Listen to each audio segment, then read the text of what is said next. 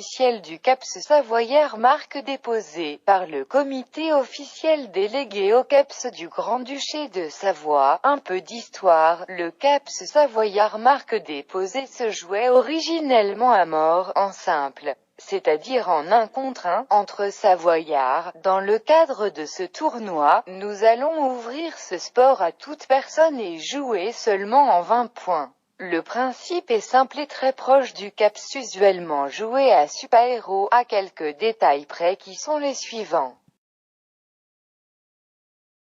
Premièrement, tous les coups sont permis et comptent. Nous parlons ici bien sûr des façons de décapser l'adversaire: bûcheron, rebond, intimidation.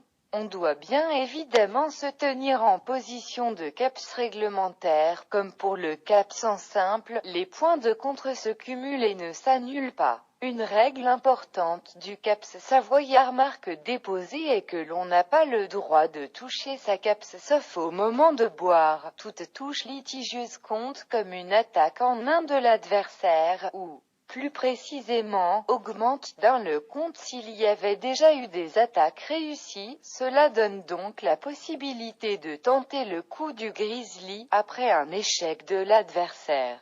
Si je me sens serein, je peux faire tomber intentionnellement ma CAPS pour augmenter le compte de l'attaque. Si je réussis à capser juste après, il y aura donc 2 d'enchères, mais si je rate, je devrais boire 1.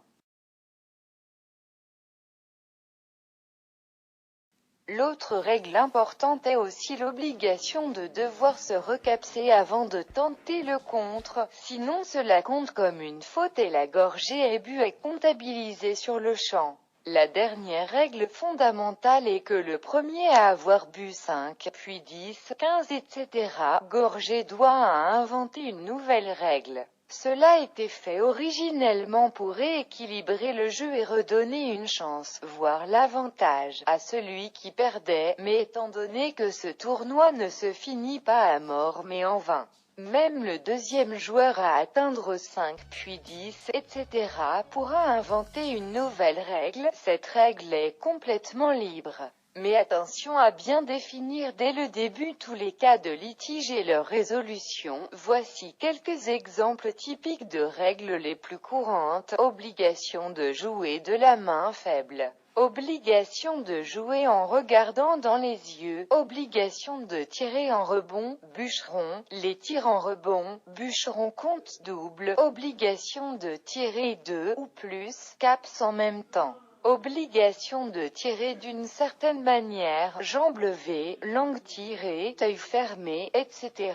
Une capsule atterrissant sur un vêtement et restant en compte va de pair avec l'interdiction de bouger lors du tir de l'adversaire. Obligation de dire quelque chose après chaque réussite, échec. Rajout d'une CAPS sur la bière en cas de tentative infructueuse de l'adversaire afin d'augmenter sa probabilité de toucher la prochaine fois. Rajout d'une bière vide défensive après l'avoir fini, avec une CAPS dessus, et si l'adversaire la touche, il boit 1 sur le champ, mais votre imagination est la seule limite. Faites tout de même attention et réfléchissez bien avant d'instaurer une règle pour que celle-ci ne ralentisse pas trop le jeu. Obligation de jouer les yeux fermés par exemple. Il est préférable d'inventer d'abord des règles accélératrices, compte double par exemple, et ensuite ralentir le jeu avec d'autres règles que l'inverse.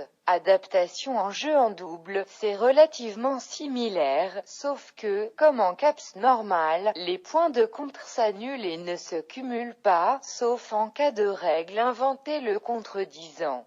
Cela induit que toute faute et but est comptabilisée sur le champ, ce qui exclut ainsi le coup potentiel du grizzly. Bon jeu, longue vie au duché.